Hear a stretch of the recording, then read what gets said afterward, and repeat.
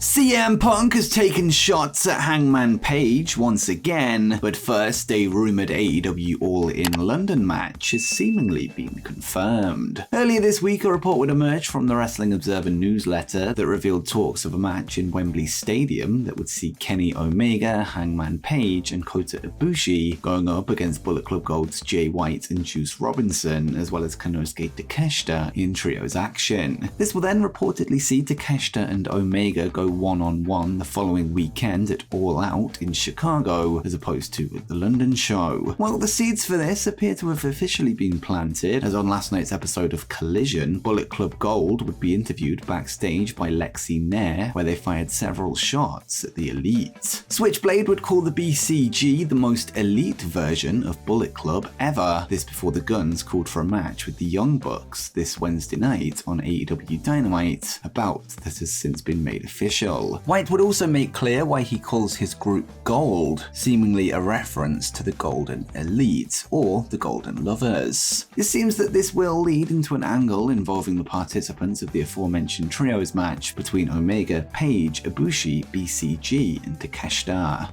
And next, a popular AEW star has been suspended. Speaking of AEW Collision, the show would open up with an interview with Tony Schiavone and Ricky Starks, with it being revealed that following his attack on special guest referee Ricky Steamboat last week after his loss to CM Punk, Absolute is now banned from competing for 30 days. Despite this, Starks would note that he has since been issued with a manager's license that he will be taking advantage of in the coming weeks, allowing him to appear on Collision despite the suspension. It's currently unclear who will be introduced as Ricky's managerial clients going forward, however he would tease that we will find out next week on Collision. But who do you think AEW should pair up with Ricky Starks as part of the storyline? Let me know in the comments down below. And now let's go to some news from this past Friday night, where a WWE legend made their return to SmackDown. Prior to the show, reports emerged that revealed WWE Hall of Famer Edge was set to appear on the Blue brand that night, reports that were confirmed to be true after the show started. During SmackDown, Edge would make his way to the ring in front of the Calgary crowd. This after it was revealed that he'll be hosting next week's SmackDown as part of his 25th anniversary in the company, before making his intentions clear for the event, stating that he wants a match in Toronto with his sights set on fellow former WWE champion Sheamus of the Brawling Brutes. Sheamus would then show up with his faction mates before accepting the challenge, with the two now set to meet next week for the first time in singles competition. And next, a new champion has been crowned in WWE. Elsewhere on SmackDown, Austin Theory would put his United States Championship on the line against Rey Mysterio, another Hall of Famer that appeared on the show. Initially, it was Santos Escobar who was scheduled to compete for the title, however, he would find himself laid out before he could make his entrance. Mysterio would then step up to take on the challenge instead, ultimately walking away with the win after hitting the 619 and dropping the dime for the 1-2-3. Interestingly, it was LWO's Mysterio and Escobar that competed in the final of the recent US title invitational, this for a shot at Theory. However, a legit injury to Rey would lead to a referee stoppage win for Santos. The booking of this week's SmackDown appears to suggest that Mysterio was in fact the planned winner for that bout, with WWE forced to book the Hall of Famer to enter the match in a different way. And next, a major WWE superstar has quit the company. For our final story from this Friday's edition of SmackDown, let's take a look at the latest chapter of the Bloodline saga, as on the show, Jey Uso would confront his brother Jimmy, who cost him his undisputed Universal title match against Roman Reigns at SummerSlam, calling for answers from his fellow Uso. Jimmy would state that he was worried that if Jey became the tribal chief, which was one of the stipulations of the match, then he would become corrupt with power, just like Roman Reigns. Jimmy would then leave the ring before Jey took out both Roman and Solo Sikoa on his own. Jey would then walk towards his brother on the ramp, laying him out with a super kick, this after a tease of a hug between the two. Jey would then declare that he's done with the Bloodline, SmackDown, and the WWE. Whilst there has been tweets from various accounts that claim Fightful Select have reported that Uso quitting WWE is legitimate, this with his contract set to expire this month, Shawn Sean Ross Sapp has confirmed that the outlet hasn't reported such information and that this is indeed false. This also brings an end to any Jey Uso is All Elite memes that have been circulating. To further the storyline, WWE have also removed Jey Uso from the official roster page on their website, moving him to the alumni section, with them seemingly going all in on the angle. The Enter SmackDown appears to be setting up a match between both Uso brothers at some stage in the future, and whilst the date of his eventual return is unconfirmed, Jey has been added to the poster for this year's Survivor Series event on November 25, a sign that he could be back on screens by that point. Next up, an ROH legend could be set to wrestle in All Elite Wrestling. In December 2021, former Ring of Honor World Champion Nigel McGuinness would wrestle his last ever match, with him since choosing to take up commentary duty for ROH, WWE, and now on AEW Collision. With AEW heading to McGuinness's hometown of London for All In at Wembley Stadium, there has been speculation on if he could return to the ring for the show, with Bryan Danielson tipped as a potential opponent for the Brit. According to Fightful Select, there has been discussions over Nigel McGuinness's in-ring return, and they would report last night. Sources have confirmed to Fightful Select that former Ring of Honor World Champion Nigel McGuinness has been taking measures to try to return to the ring. We've not been told definitively that McGuinness has been cleared for a return, but that he'd been taking measures that indicated he was considering a return to the ring.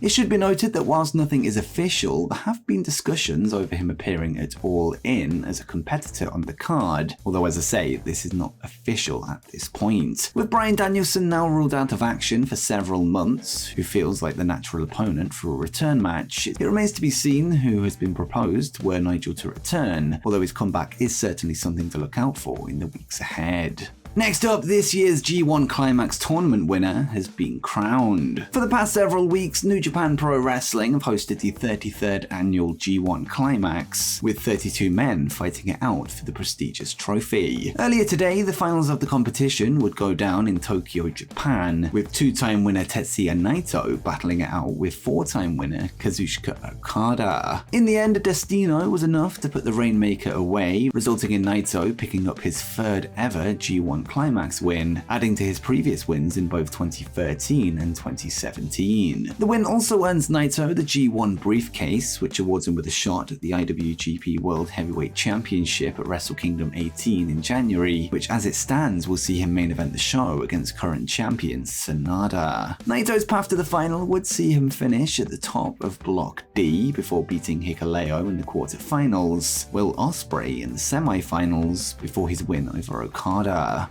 And next, a former WWE champion is set to make their NJPW debut. On August 19, New Japan Pro Wrestling hold the All-Star Junior Festival, with the show set to see various stars from various promotions, from the likes of AEW, CMLL, DDT, Dragon Gate, GCW, Impact Wrestling, and ROH. On top of this, there will also be wrestlers classed as freelancers, one of which being a controversial former WWE Cruiserweight champion. Today, the promotion would announce that Real One, the former Enzo Amore, is set to compete at the show, with him making his NJPW in-ring debut. Technically, Real One has already debuted in New Japan before, this at their joint show with Ring of Honor, the G1 Supercard at Madison Square Garden, a night that saw him and former tag team partner Big Cass jump the rail to start a brawl that was portrayed as a shoot by the broadcast team. Despite becoming the talk of wrestling at the time, the angle was dropped, with there being no mention of it after the fact. Since his WWE release back in January 2018, following allegations made against him, Enzo has since returned to wrestling on the independent circuit, as well as signing for Major League Wrestling, although he is no longer with the company.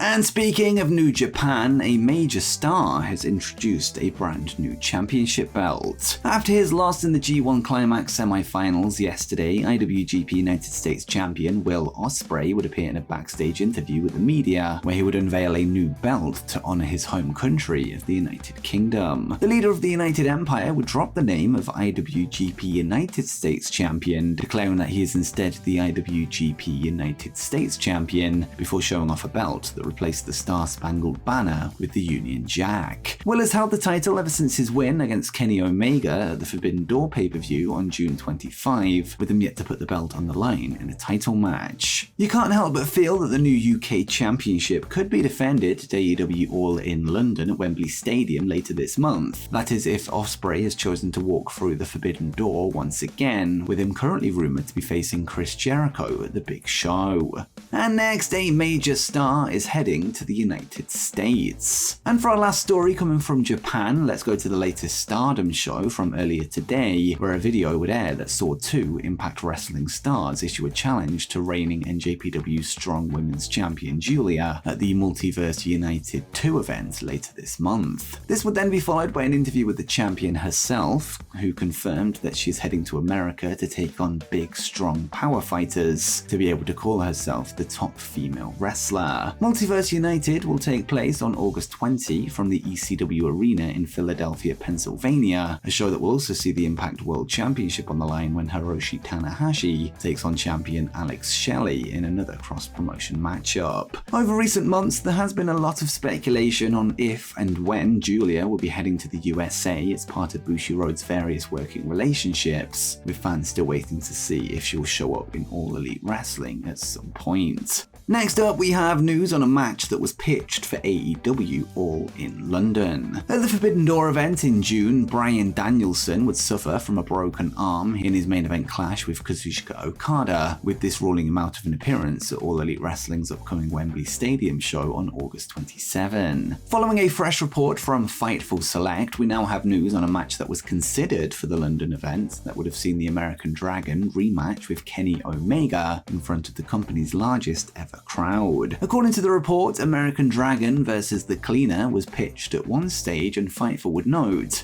sources confirmed that Kenny Omega versus Bryan Danielson was at least considered for the show before the injury, and even for a little bit after the injury, as the company hoped he'd be ready for a return. However, AEW sources claimed that there were also other plans for Omega, but didn't hear what those were. Of course, Kenny Omega and Bryan Danielson have met inside an AEW ring in the past, with this resulting in a time limit draw at Grand Slam 2021 in what was a long-awaited dream match that more than delivered. Whilst the match won't be happening at Wembley Stadium, the idea for a rematch is at the very least on the minds of the powers that be, so hopefully we can see it at some point in the future. And next, a current WWE champion edges closer to breaking a huge record. On the June 10, 2022 episode of SmackDown, Gunther would kick off what has since turned out to be a historic reign as Intercontinental Champion, with him officially holding the belt for 429 days as of this recording. The length of the run means that Gunther has now surpassed the 424-day reign of Pedro Morales, meaning that he is now the second longest reigning IC champion in history, taking him less than 1 month away from breaking the all-time record. Of course, the longest reigning champion in history is the Honky Tonk Man, who held the belt for a total of 453 days, a run that lasted from June 1987 until August 1998, a record that has stood until this day. Gunther is now just 24 days away from equaling the record and 25 days from surpassing it, something that would happen on Thursday, September 7, 5 days after the WWE Payback event.